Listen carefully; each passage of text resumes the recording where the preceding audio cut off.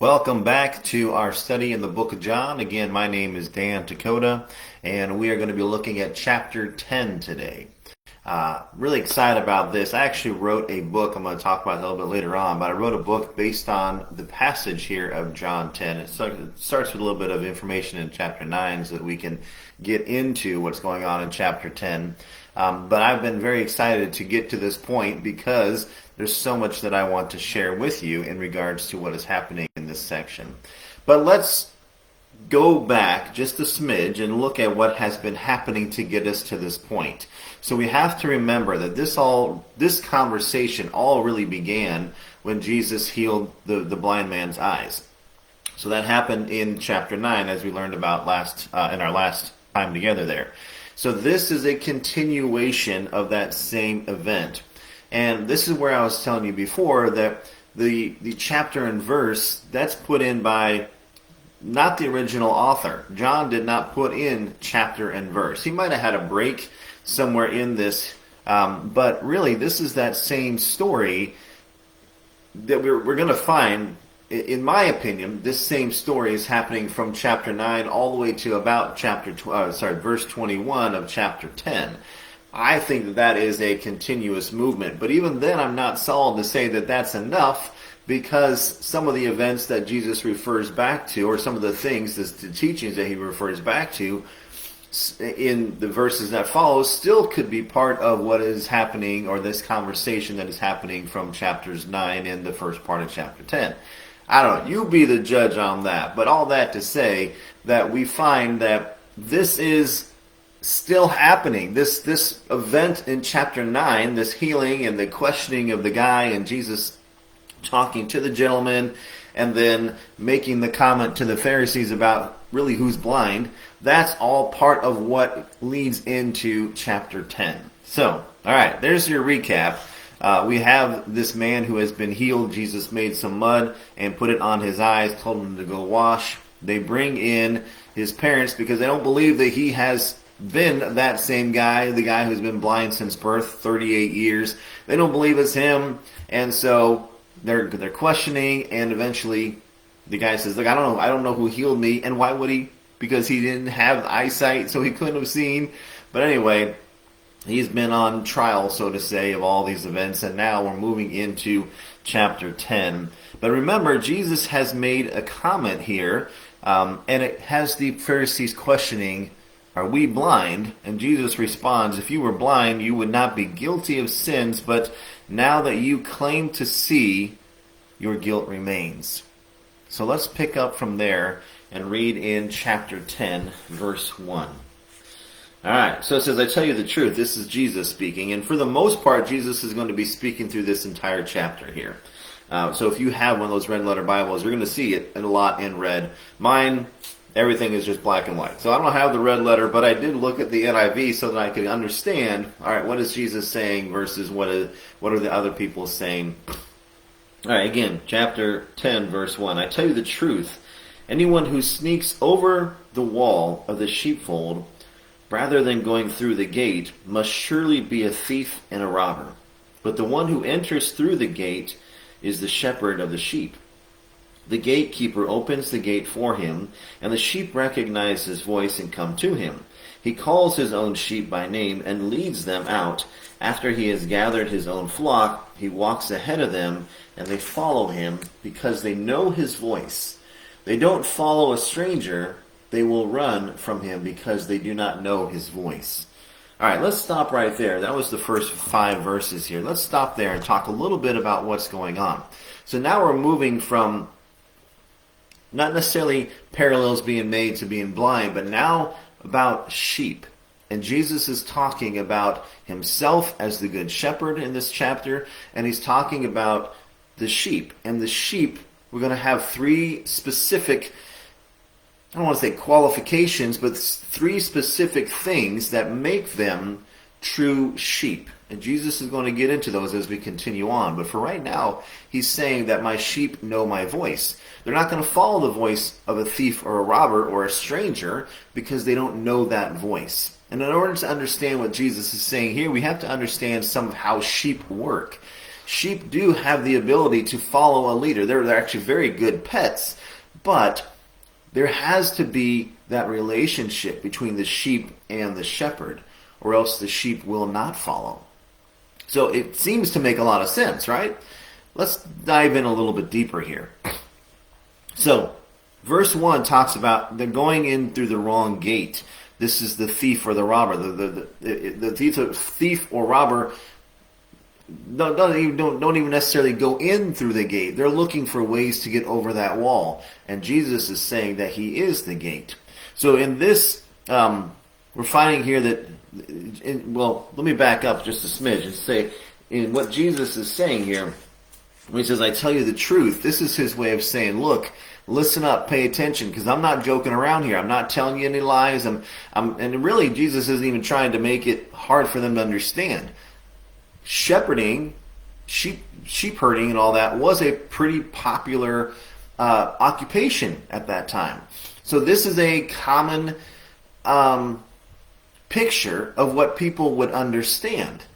And so Jesus is using this to get to the common people so that they can understand exactly what he is saying. I'm going to put it in reference of sheep because you understand. So listen, pay attention to what I'm saying. I'm making this as easy for you to understand as I possibly can based on something that you already are aware of and know how it works. Just like with the disciples, he was using fish. Right? I'm going to make you fishers of men. They knew what fishing was. That was their livelihood, their occupation. They understood the ins and outs of fishing. And now Jesus is talking to people who maybe their ins and outs is shepherding, sheep herding. They know these type things. So why not use this to his advantage, to use this as an illustration? So not all shepherds are true shepherds, and not all who come by the gate are true. And this is what Jesus is saying. Sometimes they're going to jump the fence. Sometimes they're going to climb the wall. Sometimes these other thieves and robbers, instead of going through the gate, are going to try and find other ways in. The problem is that too many of these other types, these thieves and robbers, as Jesus refers to them as, are the ones who are stealing the sheep. They're not the real shepherd. They're fake. They're exactly what they say. Robbers and thieves. They are stealing from the fold. They are coming in. You've heard that wolves in sheep's clothing type thing. They're coming in the wrong way, under the wrong guise. And so Jesus is basically calling them out. And then let's see what else I got here. Some shepherds and leaders then and now. Oh, I just said this. Sorry, but I didn't really say it quite like this. Come via person or political connections, formal education, ambition, manipulation, and corruption. Now think about this in the church, or even in the broader scheme past the church, into evangelism and things like that. Are all the people who profess to be a Christian, did they come the right way? Were some elevated because of their status? Were some elevated, some people who speak in the church, is it because they're famous? They really have, and without naming names, people are coming to mind where I'm thinking, what about this guy? Well, this guy had a famous parent, and I don't know so much about this guy's relationship as much as I did about his parent, and so, is he really just the pastor because he was the next in line? Dad said, oh, here, you take over the family business. Or was there more to it? Now, it's not for me to judge, so I'm going to be careful. That's why I'm not saying any names. But think about this. How many ministers do we have that we trust, that we listen to, that we give time to, really are not walking in it right? Or did not come into that position of being a shepherd correctly? Now, even in Jesus' time, there were all these other messiahs. There were other people that the Jews looked up to, thinking this could be the guy, this could be the guy, this could be the guy. They put their faith into these other people, and it wasn't the real Messiah. And Jesus is basically saying the same thing. Look, all these other people came into it by different positions. They thieved, they robbed their way into those situations, but they weren't the right one. Because now he's going to start telling us what the shepherd really looks like and what he should do, and so that we can make the contrast between the two. So, verse 2 talks about the door. the door is there for a reason. The door is God's way of getting into where the sheep are being kept, into the pen there. And it proves that a proper shepherd will take care of the sheep. Why do we say that? Because in the pasture land, if they were out in the wilderness, if the shepherd had moved his sheep into the wilderness and they were having to bunk for the night, he would put the walls around, and there was only one way in and one way out, and that was the gate. But who was the gate? The shepherd. The shepherd would lay across that doorway, and he was the gate. And so to come in the right way would have been to come through where he was standing. To come in any other way made you a thief and a robber. Now, this gate could work where he was keeping the sheep safe and he was keeping the outside stuff out. But either way, he was the gate or the door. In verse 3, it talks about how the sheep know his voice. The doorkeeper knows the true shepherd from the fake. The doorkeeper is the true shepherd. Let's just say it that way instead. The doorkeeper is the shepherd. He is not fake. If he really cares for these sheep, he's going to put himself in front as a barrier between the outside and the sheep. And all of this, Jesus is going to refer back to and say, I'm that one. I'm that one who's putting myself in front of the disaster that is trying to get in. I am the door. I'm the gate. I am the good shepherd. All right, and then in verse 4, sheep and shepherd have personal connections and relationships. Because of this relationship, the sheep will follow. And that's what Jesus is saying. My sheep know my voice. Because there is this relationship, the sheep know me. They know my voice. They trust me. They know that I'm not going to bring them into a place of harm. They know that because I am the door, I'm going to be watching over them, protecting them from what's out there. And when the time is right and I need to open the door, I'm going to be the one that leads them to where they need to go. Think about Psalm 23. He leads me to pastures and to green pastures and to fresh waters and all that. I think I got it wrong, but you know what I'm talking about. The shepherd leads them, and again, because they know his voice, they know him as their protector, their provider, they're going to follow him. There's that relationship. All right.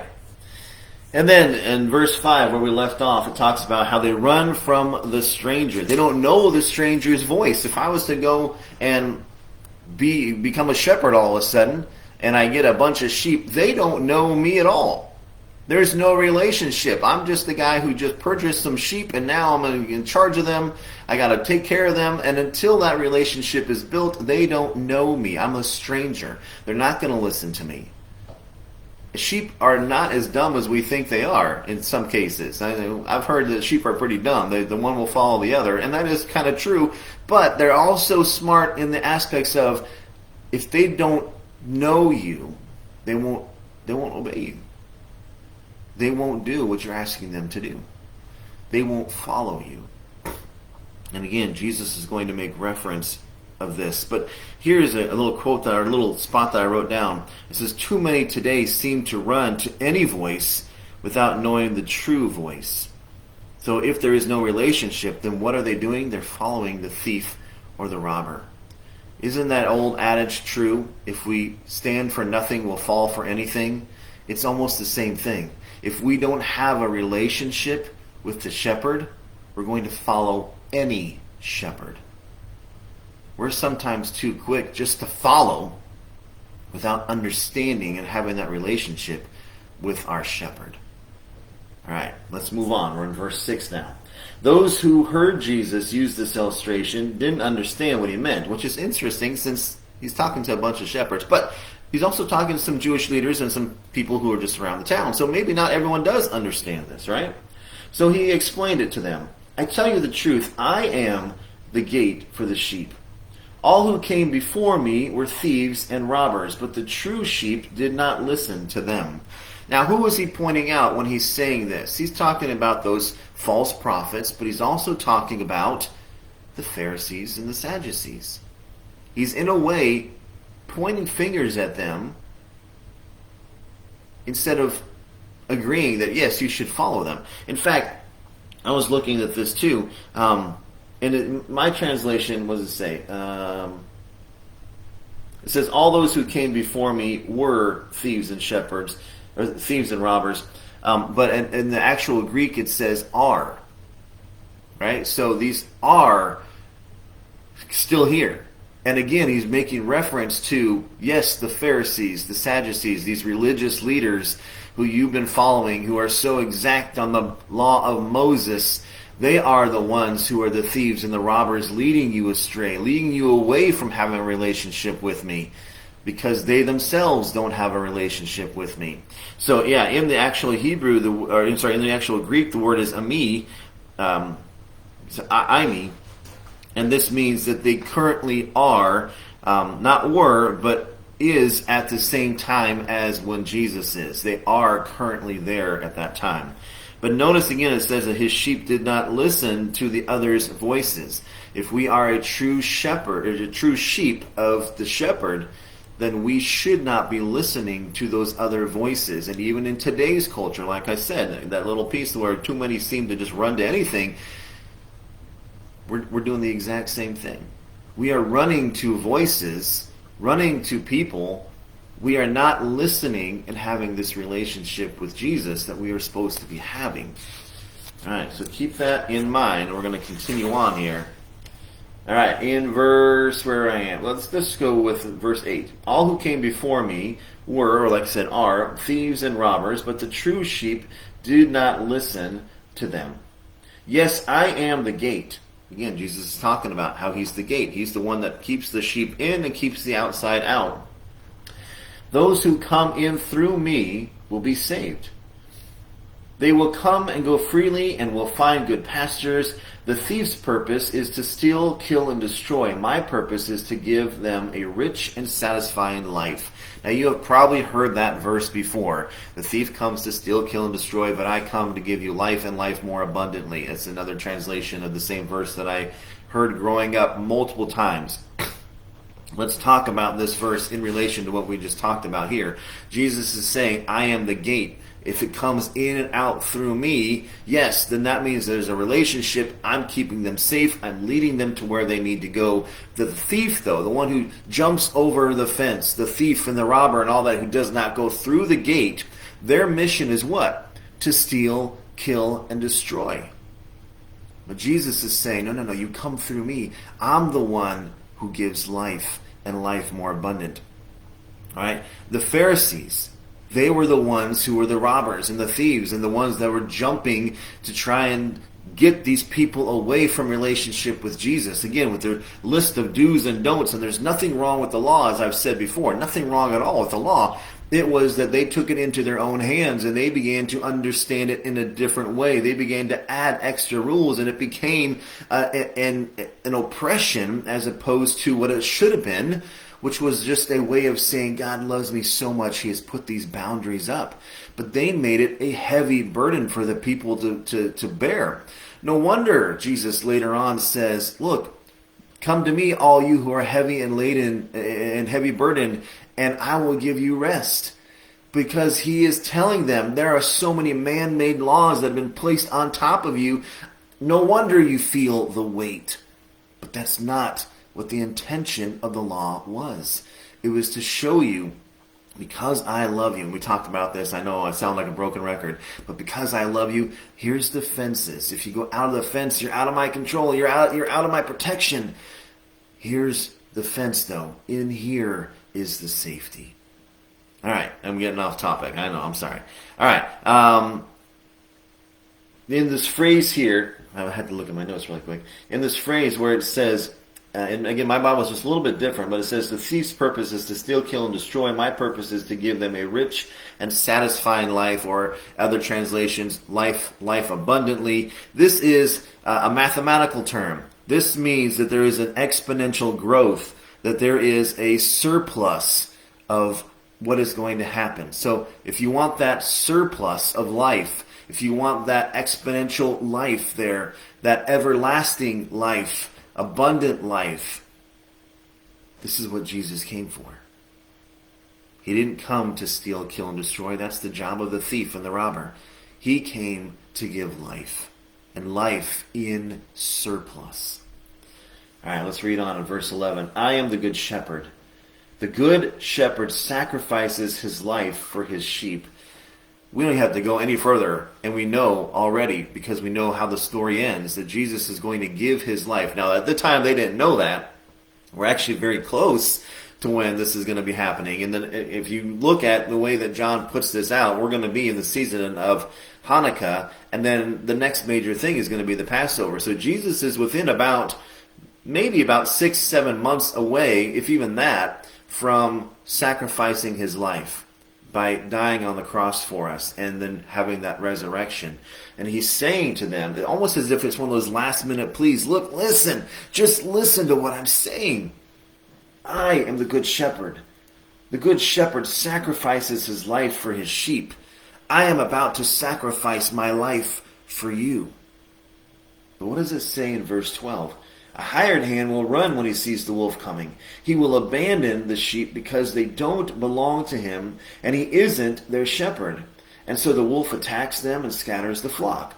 The hired hand runs away because he's working only for the money and doesn't really care about the sheep.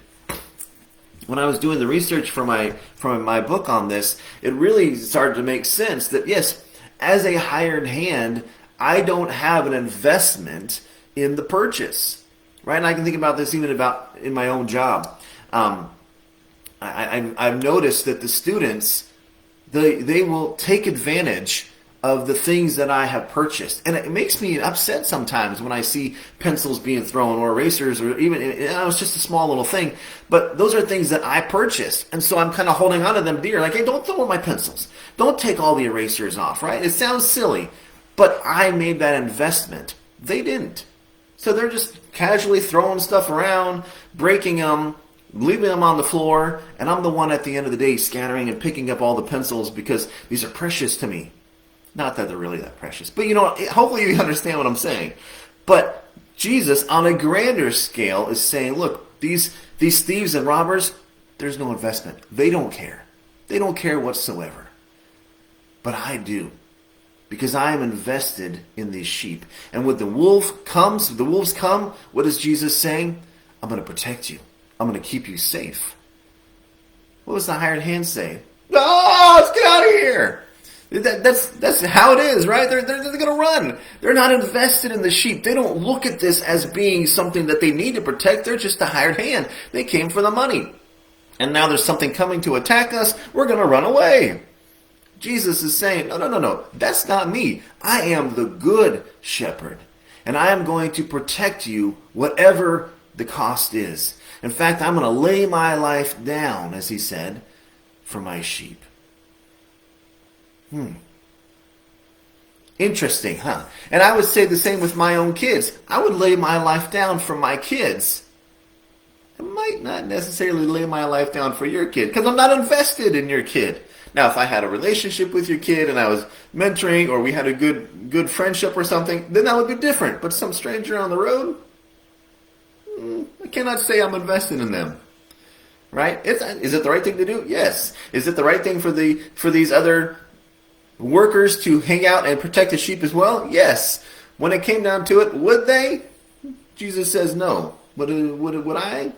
I don't know. I might tuck tail and run too.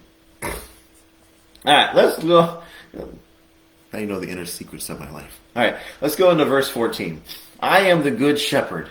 I know my own sheep, and they know me. Just as my Father knows me, and I know the Father, so I sacrifice my life for the sheep.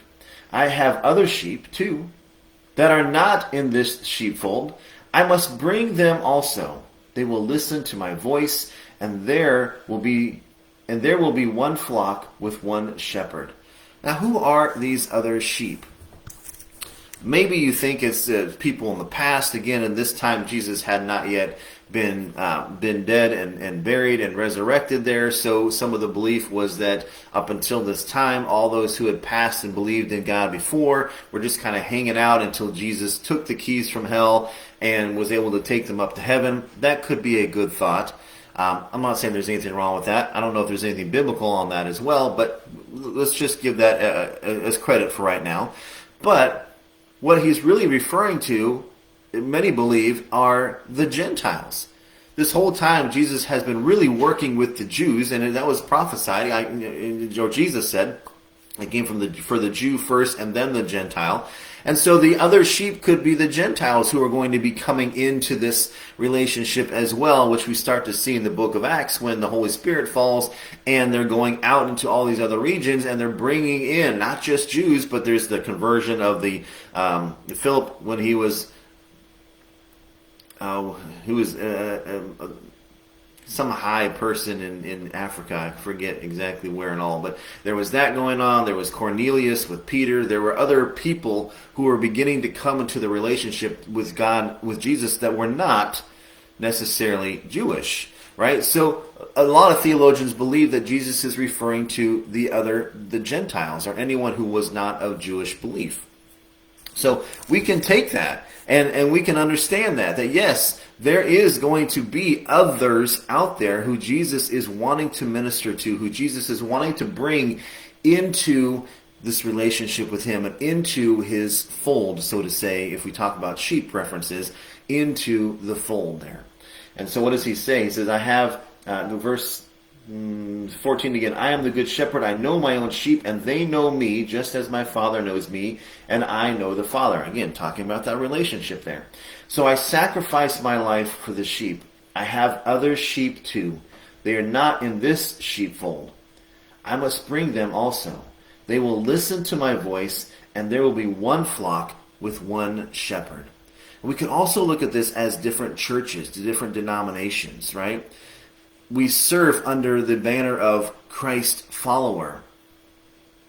And at some point, we will all be serving under the same shepherd. We're kind of, I don't know, based on your denominations and all, we are probably all under the same major umbrella or the same major shepherd, even though we're at different places. But at some point, we're all going to be joined in under the same shepherd and in the same fold. All right, let's move on. Verse 17. The Father loves me because I sacrifice my life so I may take it back again. Now hold on, before we jump through, because Jesus is we're going to see this later on as well. Jesus is basically saying, I can lay down my life and I can pick it up. I have the power to sacrifice myself, but I also have the power to bring myself back. And isn't that exactly what Jesus did? He sacrificed himself on the cross, but he also resurrected. He's like the only one who can do that. And he's referring to that. And again, this hasn't happened yet, so they don't understand the parallels, but Jesus is basically saying, it's a prophecy. This is about to happen, and I have the ability to do this. And that's part of what makes me a good shepherd. So again, verse 17, the Father loves me because I sacrifice my life so I may take it back again. No one can take my life from me. I sacrifice it voluntarily, for I have the authority to lay it down when I want to and to also take it back up again. For this is what my Father has commanded. Verse 19, when he said these things, the people were again divided in their opinions about him. Some said, he's demon-possessed. Here we are again with this whole demon-possessed thing because of a comment he makes about being related to God. God is his Father. We know that, but back then this was blasphemy. And so because he's saying this, they are not happy again. So verse 20, some said he's demon-possessed and out of his mind. Why listen to a man like that?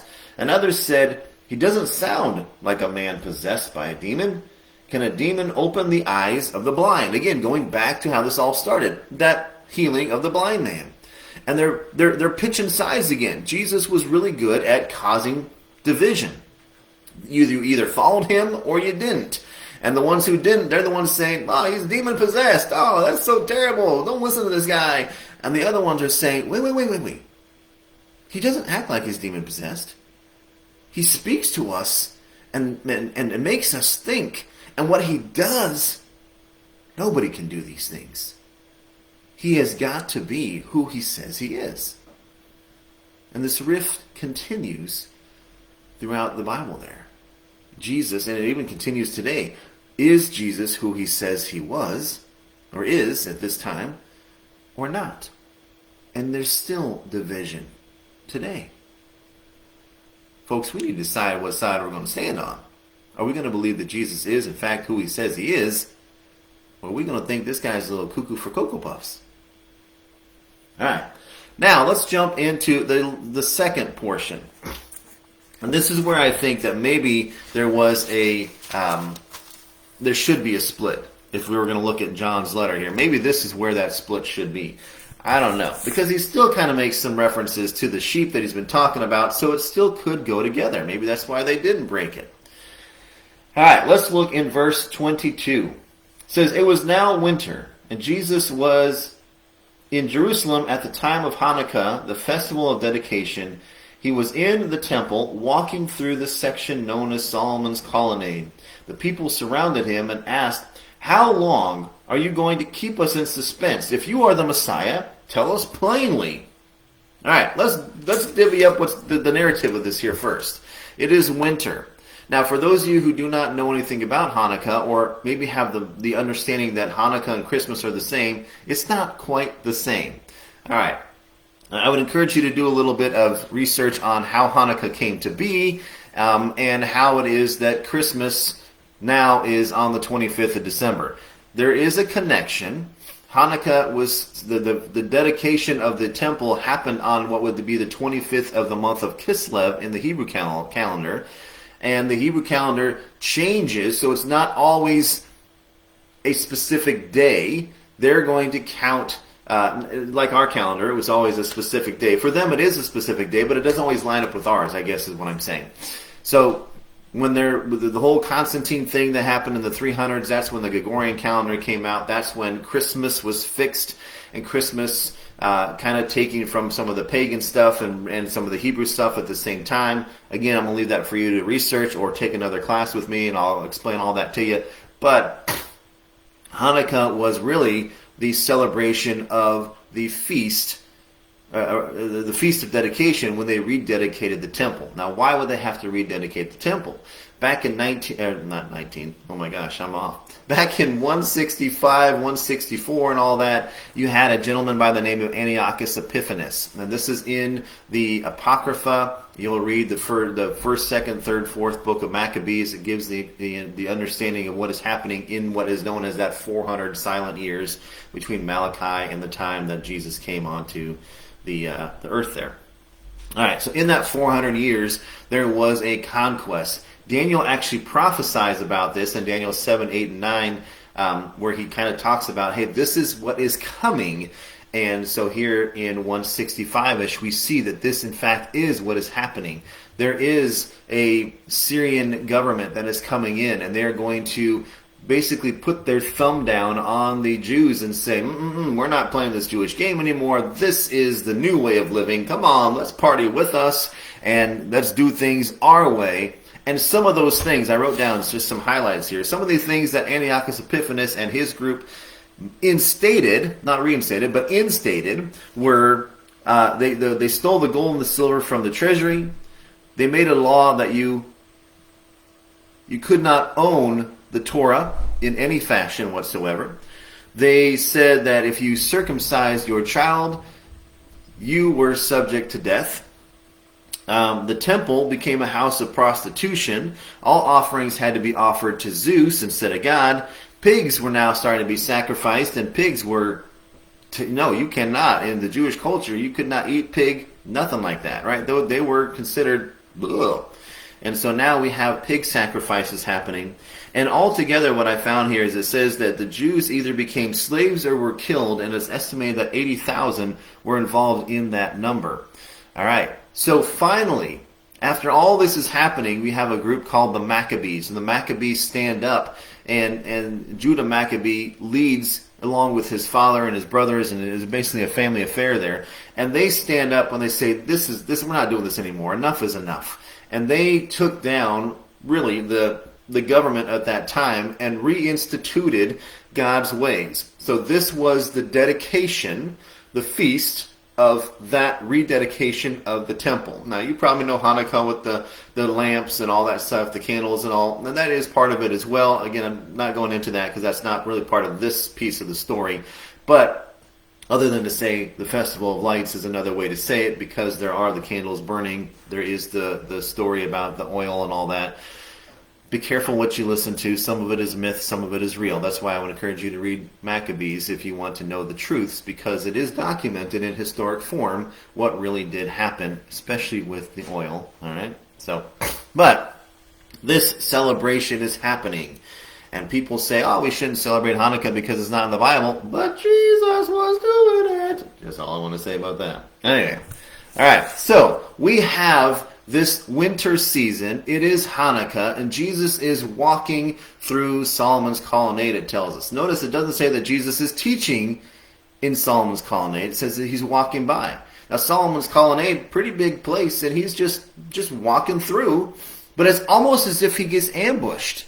Like people were waiting, religious leaders were waiting for him to walk through so that they could kind of circle around him, because it says he's surrounded, kind of like put him in a corner or make this circle around him and ask him this question, more so demand this question of him. And it says, how long are you going to keep us in suspense? If you are the Messiah, tell us plainly. Come on, Jesus, give it up. Are you the Messiah or not? You can almost kind of sense the anger in there as well, right? Especially if they're surrounding him. We want to know the truth. Are you the Messiah or not? And what does Jesus say? Jesus replied, I have already told you, and you don't believe me. Jesus hasn't just made a sly reference to it. I'm Messiah. Don't tell anyone. He has been telling them the whole time, yes, I am the Messiah. I'm the fulfillment of prophecy. I am the Son of God. I have been telling you this, but you don't believe me. I've even shown you with the works that were prophesied that the Messiah is going to come and he's going to do works and he's going to do this and he's going to do that. I have shown you. I've not been private about it. I've been public about it, and you don't believe me. Doesn't that kind of sound like us sometimes? I don't know if I should believe in Jesus or not. I don't know if he is who he says he is. And Jesus gets our attention, and we still sit there and say, I don't know. Maybe that was science and not necessarily a miracle. We do the same thing sometimes. Let's just be honest. All right. So again, verse 25, Jesus replied, I have already told you, and you don't believe me. The proof is the work I do in my Father's name. The proof is in the pudding. That old adage there, the proof is in the pudding, is what Jesus is saying. Verse 26, but you don't believe me because you are not my sheep. My sheep listen to my voice. I know them, and they follow me.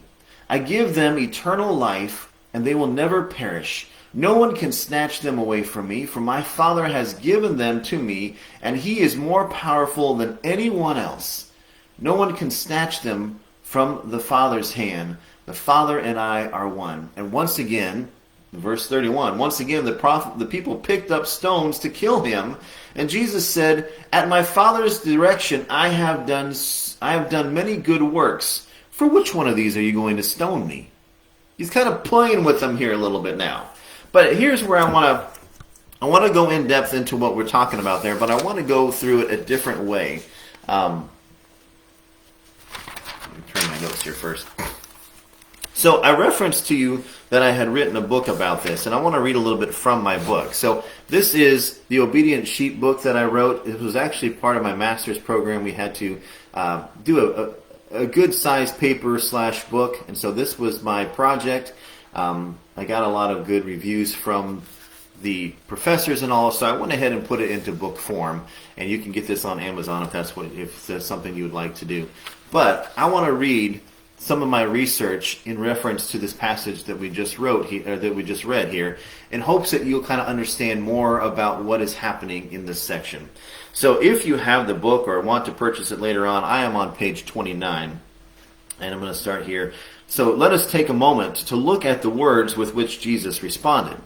My sheep listen to my voice. I know them, and they follow me. Again, that was John 10:27. The word listen or hear in other translations is the word akuo, meaning to comprehend by hearing, to hear properly, or to hear God's voice, which prompts him to which prompts him to birth faith within. From this root, we have the word acoustics in our modern language. So the word akuo translates nowadays into acoustics. Where we get that's the root there. As one who sang in school choirs from elementary to college, I can guarantee that a singer is always alert to the acoustics of a room. The term acoustics refers to the qualities that determine a room's ability to reflect sound waves in such a way as to produce distinct hearing, also referring to the science of sound with respect to its production, effects, controls, transmission, and reception. If we call ourselves his sheep, should we not be those who hear him correctly and are prompted in faith to move in what he is transmitting to us? It is his voice that we are to be listening to.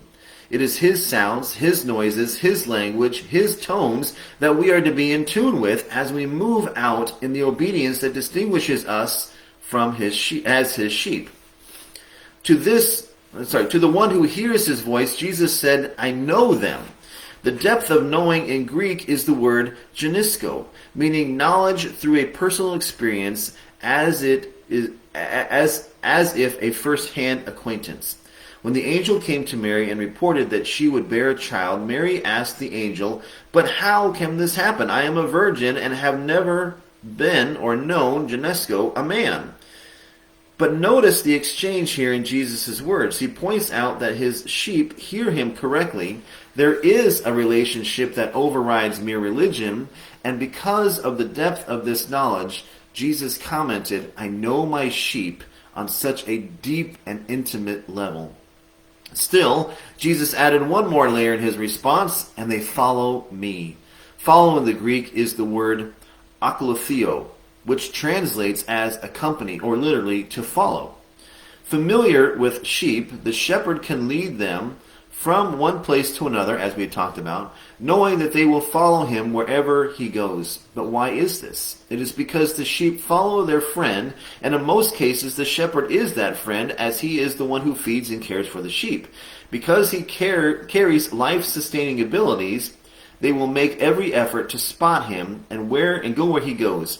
Sheep will move to a position where they can find their friend, if possible, for the purpose of following him directly. Almost done here. Is this not what Jesus was alluding to in the fullness of John 10:27? His sheep heard his voice. Their relationship was intimate, and the faithful followers, those who know the life-sustaining blessing that Jesus professed, followed him in obedience where he led. It is no wonder that Jesus spoke to the others and said, you are not my sheep, which we're going to see in just a second here, which we already did see. For they did not walk in a true relationship with him, nor see him as one who provided life for them. Instead, they were sheep following sheep and not a shepherd. So I'm going to stop there. But hopefully that kind of goes into more details to what I would be saying if I was going to research it. But I've already done it, so I just wanted to read that for you there as well instead. So what we see is that those who are true sheep of Christ, what are the three things? It says that they hear his voice. They know his voice. There is a personal, intimate relationship. And because there is this trust and there is this relationship, there is this knowing, it leads to a true following. And why would we not follow the Messiah? Why would we not follow Jesus? Because he has that life-sustaining ability. If we go back to the beginning, he is that door.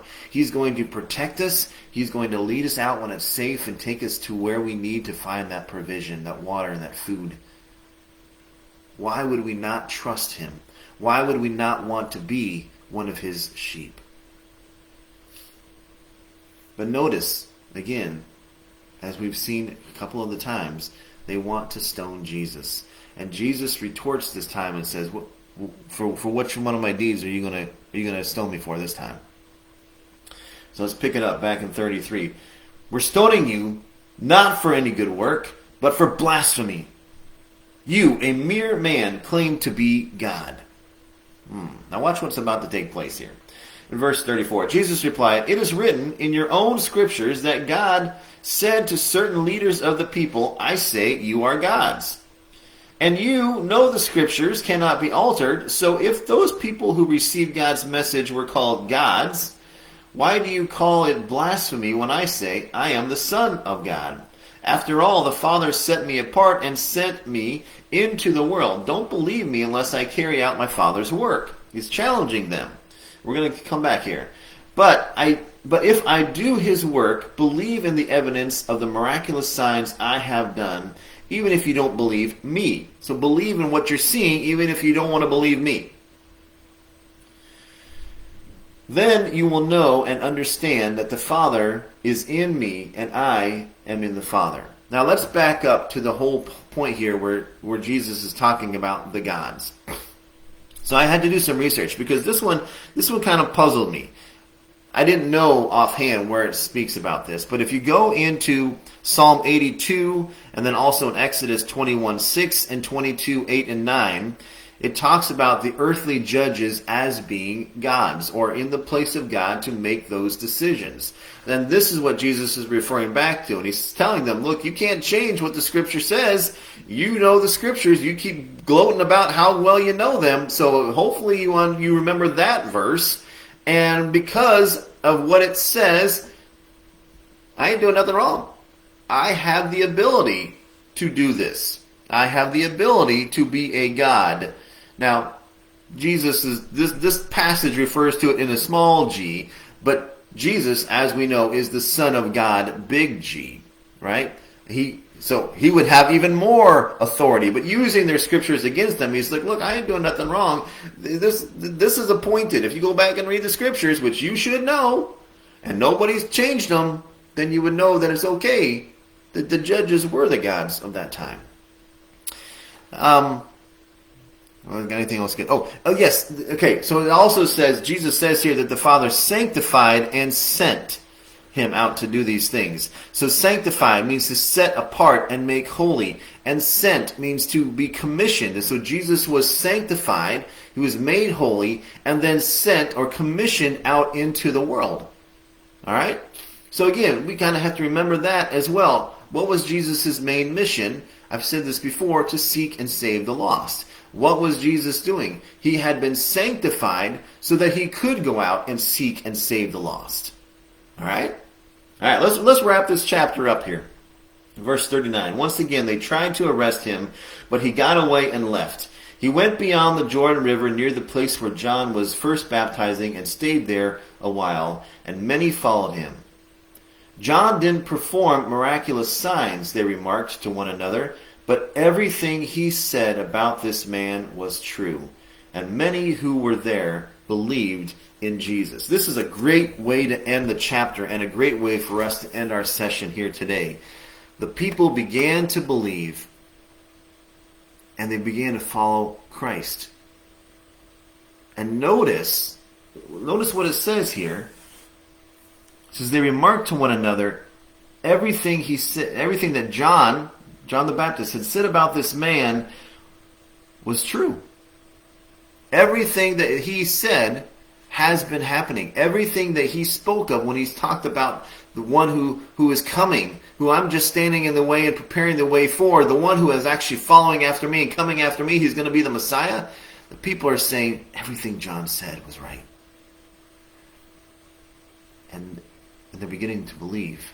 And they're beginning to trust. And they're beginning to come into the fold. They're beginning to come into relationship with Christ. That is good news. And that is hope for us. If we just get in the Word and if we see that, yes, Jesus is who he says he is, and we grow in that relationship with him, if we listen and we have that relationship and we follow after him, he's not going to lead us astray. He is the Good Shepherd. And if you don't have a relationship with the Good Shepherd, my friends, please, today needs to be the day. Walk in relationship with the Good Shepherd. He's called the Good Shepherd on purpose. He's not going to mistreat you. He's not going to mislead you. He's waiting for a relationship with you. I encourage you, if you have not accepted Christ, today is your day. And if you want to, I'll be more than happy to pray with you. Just repeat after me. God, I come before you. I ask that you would forgive me of my sin. Jesus, I believe in you. I see you as the Good Shepherd. I see you as the Messiah. I ask you, forgive me of my sin.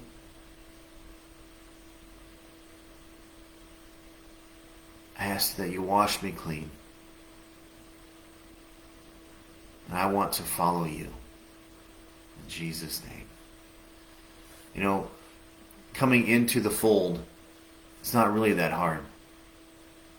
In Romans, it tells us, Romans 10, 9 and 10, it tells us that if we believe, if we confess our sin and believe that Jesus is who he says he is, and confess him as Lord, that's it. If you prayed that prayer, you have done those things. You have confessed your sin. You have confessed that you need him as your Savior. You have shared that you believe in him. You have confessed that he is the Messiah. Welcome to the fold. All right, my name is Dan Tichota. God bless. I'll see you in the next series, or in the next session. All right, bye-bye.